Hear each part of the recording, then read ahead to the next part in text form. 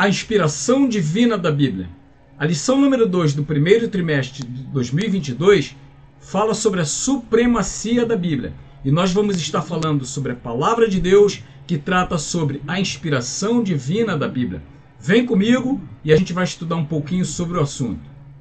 O texto áureo da lição está em 2 Timóteo, capítulo 3, versículo 16, que diz assim: toda escritura divinamente inspirada é proveitosa para ensinar, para redarguir, para corrigir, para instruir em justiça, transformando isso em verdade para o nosso entendimento.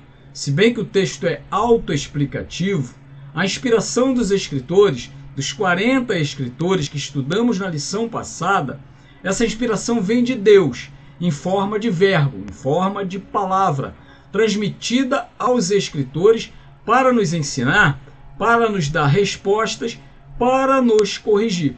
Como diz o texto de Timóteo 3,17, para que o homem de Deus seja perfeito e perfeitamente instruído para toda a boa obra. E também 2 Pedro 1,21 diz assim, porque a profecia nunca foi produzida por vontade de homem algum, mas os homens santos de Deus falaram inspirados pelo Espírito Santo. O que temos que ensinar nas nossas classes, nesta lição, é de onde vem a inspiração da Bíblia. Mostrar que ela vem de Deus, para que os alunos tenham cada vez mais clareza e fé de que a Bíblia não contém apenas a palavra de Deus, mas ela é a palavra inspirada por Deus, ela é a palavra inerrante de Deus. Não é a narrativa de um escriba, de um escritor, falando sobre um ser supremo, não, mas ela é um texto escrito por alguém que ouviu a voz do seu autor através da inspiração. O tópico 1 da lição, ele fala sobre a doutrina da inspiração bíblica. Doutrina é um conjunto de ideias a serem ensinadas. Quando falamos sobre a doutrina da inspiração divina, é porque temos um conjunto de informações que narram de onde vem essa inspiração. E no tópico 1 da lição, no primeiro parágrafo, diz que a inspiração bíblica é divina. No Antigo Testamento, nós vemos uma expressão que você já deve ter ouvido muito na sua igreja, eu já ouvi muito na minha também, mas que infelizmente nos dias de hoje está ficando cada vez mais escassa, que é a expressão assim diz o Senhor. São mais de 3.800 vezes que a Bíblia relata essa frase. E quando a gente entende essa frase, quando a gente vê essa frase na Bíblia, ali está uma comprovação de que a inspiração bíblica é divina. Isaías 44,6 diz assim, vou ler aqui para você.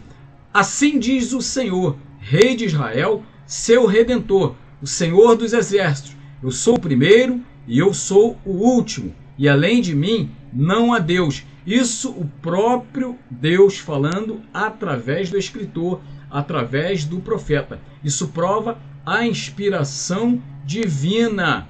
Em Isaías 48:17 diz assim, assim diz o Senhor, o teu Redentor, o Santo de Israel. Eu sou o Senhor, o teu Deus, que te ensina o que é útil e te guia pelo caminho em que deves andar. Outra passagem que nos mostra a inspiração divina está em Êxodo 24:4.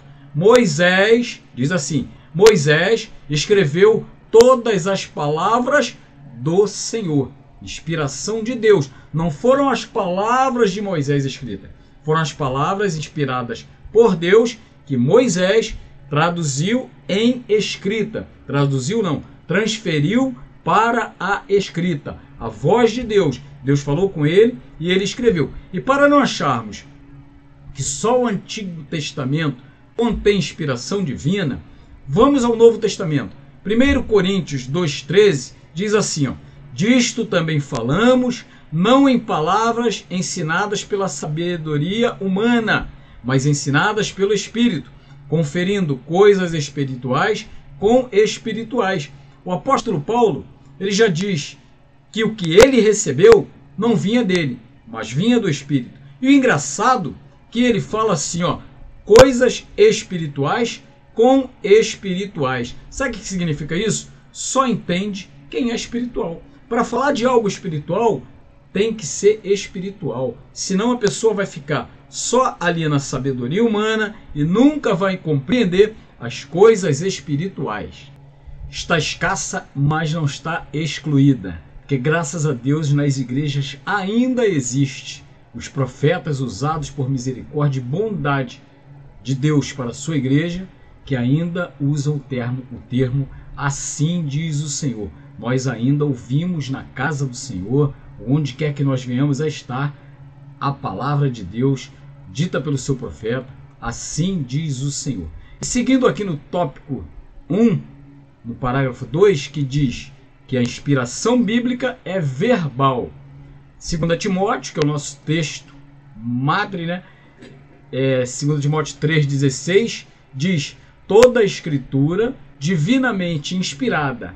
Essa tradução divinamente inspirada, ela vem do grego, que é composto por dois vocábulos: theos, que significa Deus, e pneu, que significa ar, vento, sopro. Então, literalmente, nós temos isso, nós entendemos isso como soprada por Deus. É o sopro de Deus. A revelação divina na sua palavra é o sopro de Deus ao ouvido, ao coração do homem, ao coração do escritor. Lembrando que o sentido da palavra, ele deve ser apenas usado no passivo. A palavra não é para ser vista como inspiradora, se bem que a palavra de Deus nos inspira. Ela é a própria inspiração do Senhor. Ela é a própria inspiração divina. Ela não é fonte de autoajuda, mas ela é fonte de regras e obediência e conhecimento de Deus.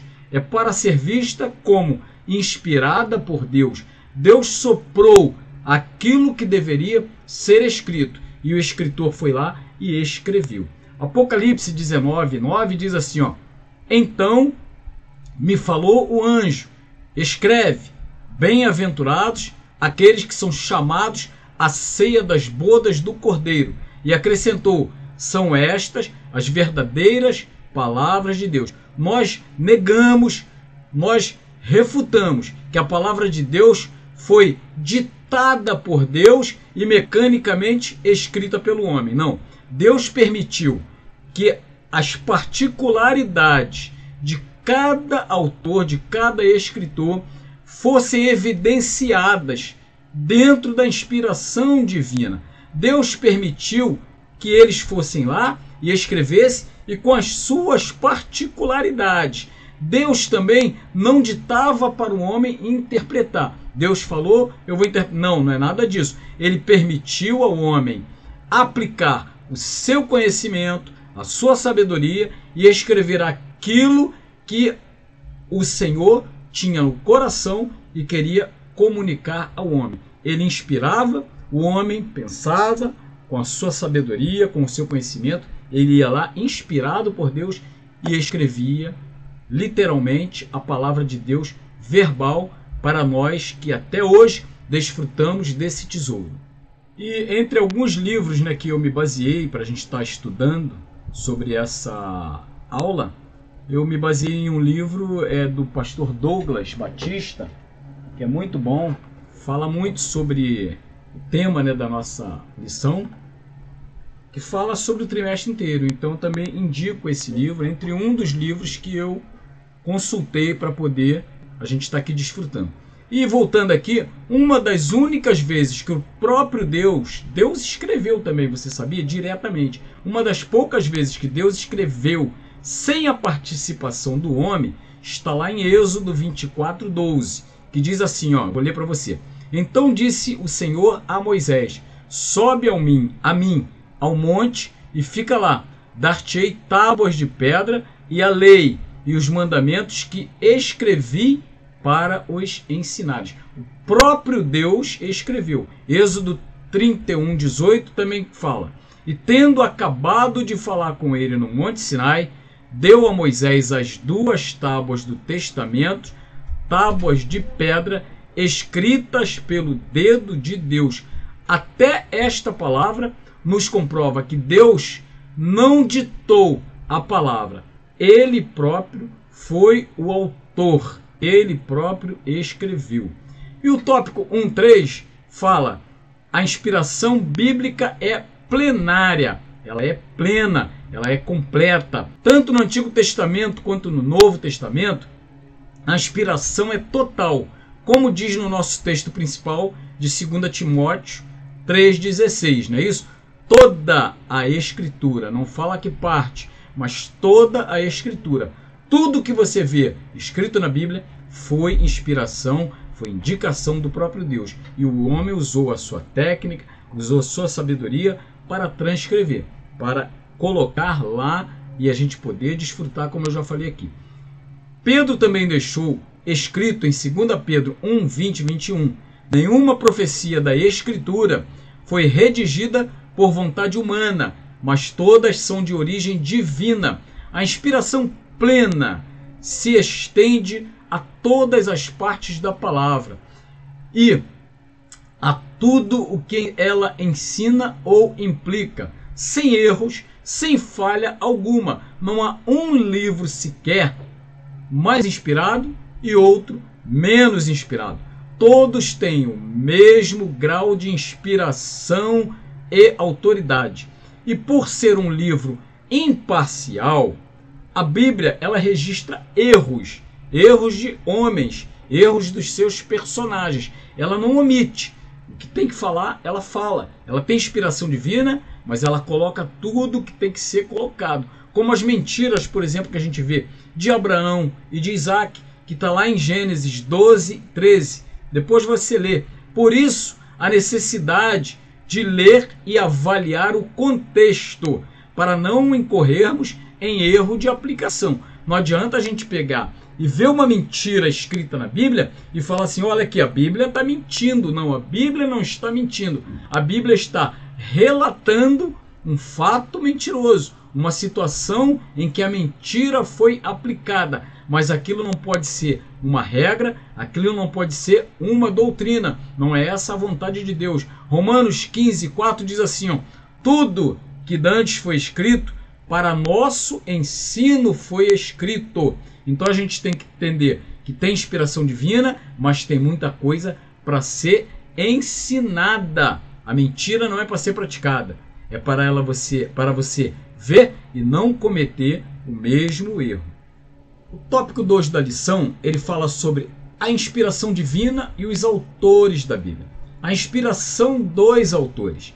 A Bíblia possui particularidades, como eu falei ainda agora, quanto ao gênero literário, a gramática, o vocábulo. Deus não fez desaparecer a personalidade, o estilo, a perspectiva e a cultura do escritor. Os autores não são intérpretes de Deus, mas cremos que toda a Escritura tem a mão do Senhor. Cada uma das palavras escritas, prescritas, tem a divindade como inspiração. Não há um ditado mecânico, mas ação da mente do escritor com a inspiração de Deus. Isso demonstra que a participação humana na produção das Escrituras Sagradas foi de transmitir de modo fiel a mensagem recebida de Deus. Embora cada autor tivesse seu próprio estilo literário, a Escritura é de inteira criação divina. Ela é do próprio Deus. O tópico 2, parágrafo 2, fala sobre as limitações dos autores. Deus não escolheu homens superpoderosos, super especiais para escrever as Escrituras, não, mas pessoas com as mesmas falhas, mesmas paixões que nós. Tiago 5,17 diz assim, ó, Elias era homem semelhante a nós, sujeito aos mesmos sentimentos, e orou com instância para que não chovesse sobre a terra. E por 3 anos e 6 meses não choveu. E já em Êxodo 4,10 fala sobre Moisés, pois sou pesado de boca e pesado de língua. Mesmo Moisés sendo o autor do Pentateuco, foi impedido de entrar na terra prometida porque não obedeceu a voz de comando. Sabe, Deus inspira, mas ele ainda é Deus. O rei Davi, a quem é atribuído 74 salmos, quer dizer, mais de 40%, eu até anotei aqui, ó, cerca de metade dos salmos, 50% dos salmos da Bíblia, cometeu adultério com Batseba, mandando matar O marido dela, que era Urias, não é isso? Ordenou, maquinou, mandou que matasse para poder ficar com a mulher. A escritura também registra que Pedro era um homem sem letras, iletrado, indouto. Atos 4,13 diz assim: ao verem a intrepidez de Pedro e João, sabendo que eram homens iletrados e incultos, admiraram-se e reconheceram que haviam eles estado com Jesus. Talvez por essa razão, Pedro, precisou de Silas, ou de Silvano, como diz algumas Bíblias, né? Precisou de Silas para poder escrever a sua carta, a primeira epístola. E a gente vê uma diferença muito grande de uma epístola para outra, da primeira para a segunda. Talvez por causa da sua limitação, e ali ele pedindo a ajuda de Silas, de Silvano, como diz a palavra, né? Temos, porém, em 2 Coríntios, que fala assim, ó, 2 Coríntios 4,7: temos, porém, este tesouro em vaso de barro, para que a excelência do poder seja de Deus e não de nós.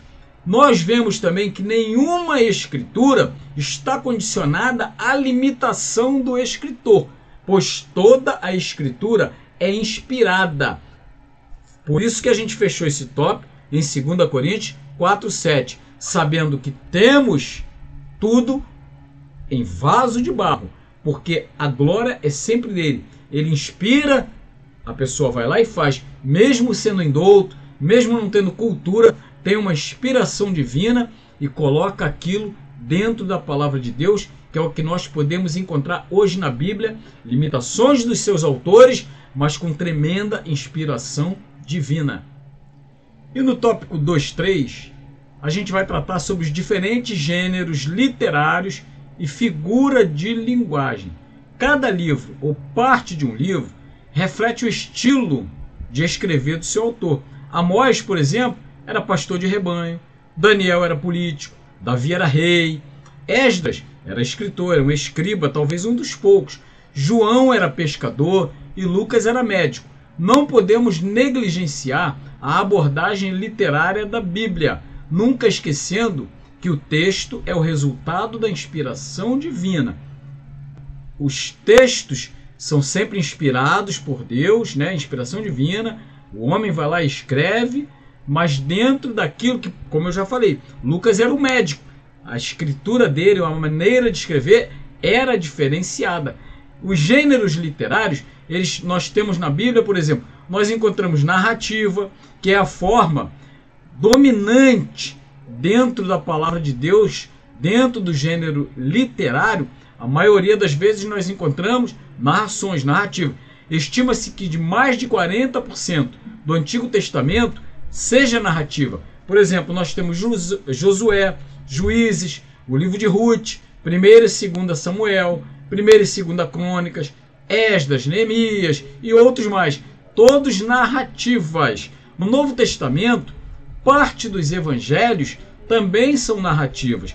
Atos dos Apóstolos, outro tipo de narrativa também. E temos alguns outros gêneros dentro da Bíblia, outros tipos de gêneros literários.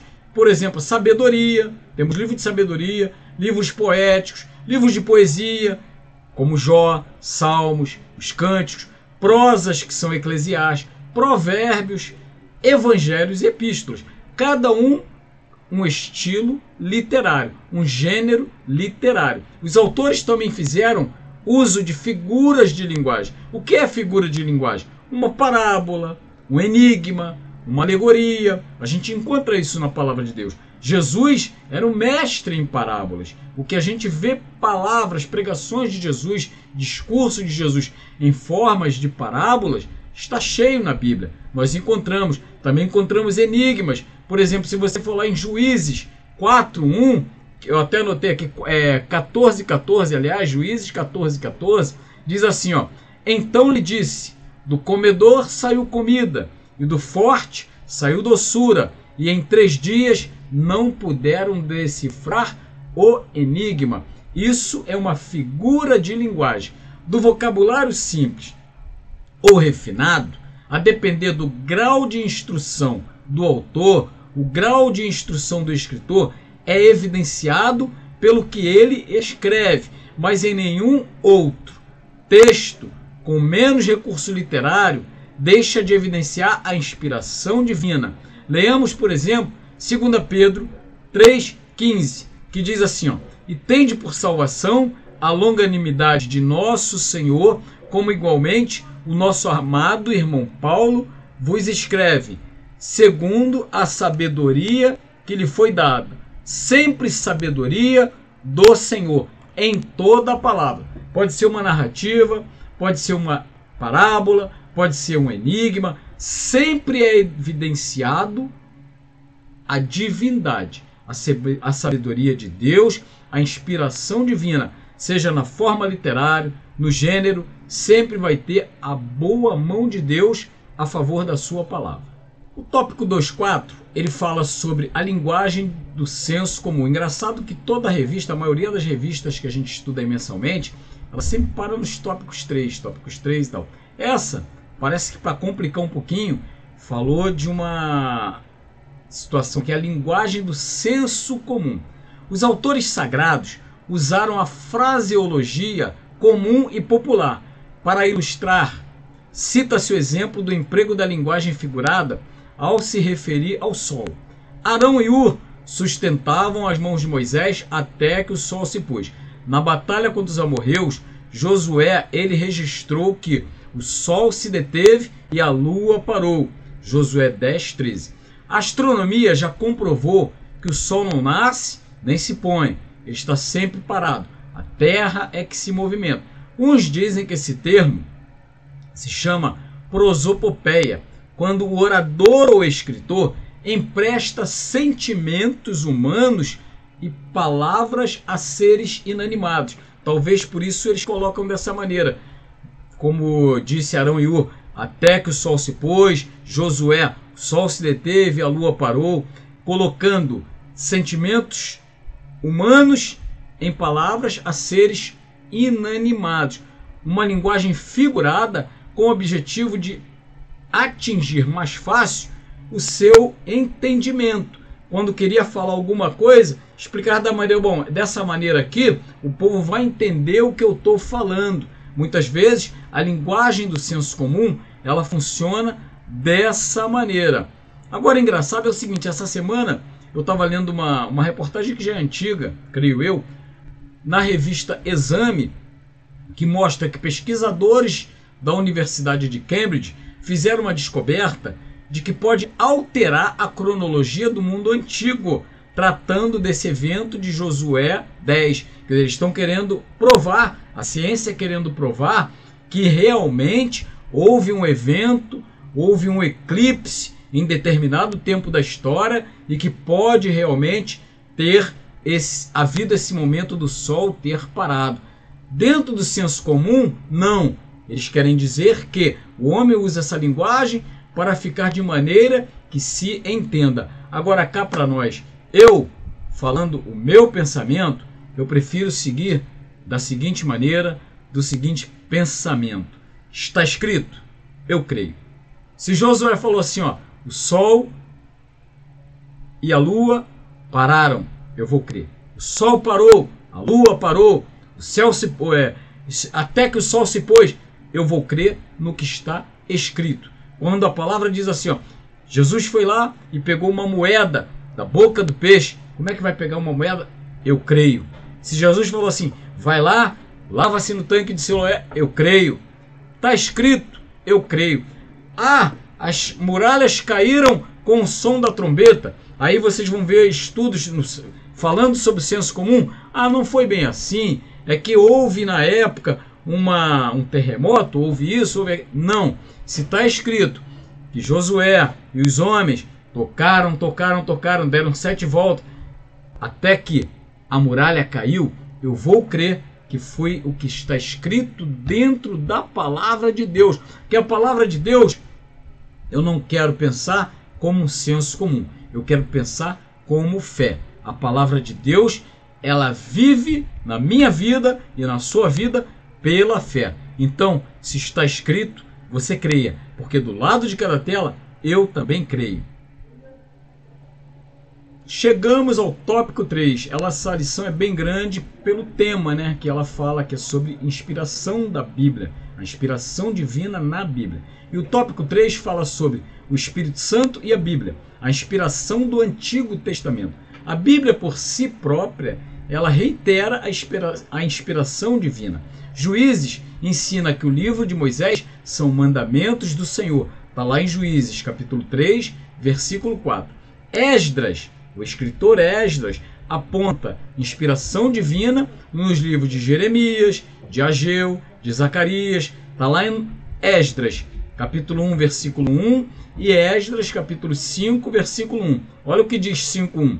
Ora, os profetas Ageu e Zacarias, filhos de Ido, profetizaram aos judeus que estavam em Judá. O próprio Senhor Jesus Cristo também mencionou a lei de Moisés, os profetas e os salmos, que era como era tratado o Antigo Testamento na época de Jesus. Lei, profetas e salmos, né? Como livros inspirados. Está lá em Lucas 24, 44, que diz assim, ó: a seguir Jesus lhe disse: são estas as palavras que eu vos falei, ainda estando convosco. Importava que se cumprisse tudo o que de mim estava escrito na lei de Moisés, nos profetas e nos salmos. Jesus falando a respeito da inspiração divina no Antigo Testamento. O uso frequente da expressão assim diz o Senhor é outra coisa que nos mostra quem falou através dos escritores foi o Senhor.